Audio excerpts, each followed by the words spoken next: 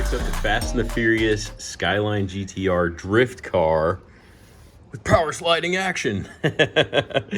I guess it's got like a turbo booster or something on it when you're doing like drifts to help go into a drift.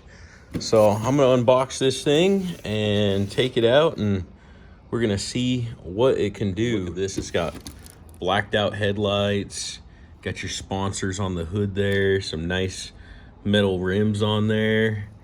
Let's open this thing up. I just got it unboxed. I got it hooked up and charging right there. And look at how good this thing looks. And there's the back there. It's just plugged in right there.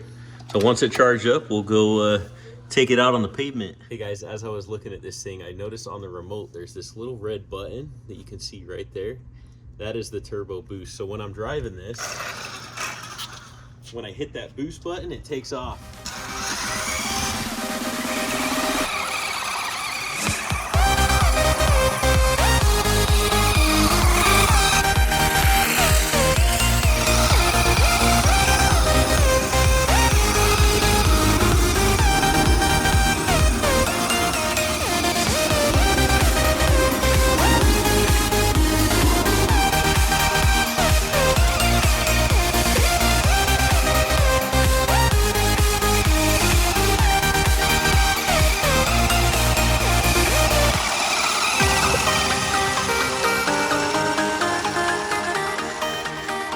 So I hit a couple curbs. Let's look at how this held up. You can see that it's not really too scuffed up. I mean, you can see some scuffing right here. The body's surprisingly resilient. You see it's squishy, but it's got the fender on the back, held up pretty good. Yeah, surprisingly durable for what it is. So pretty cool.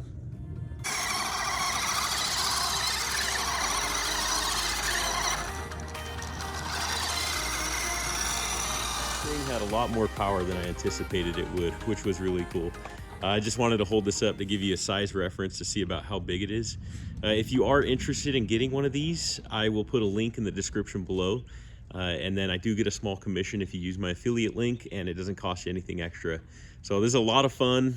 I recommend it. It was surprisingly more powerful than I thought it would be. So hope you guys like the video, and I'll catch you on the next one.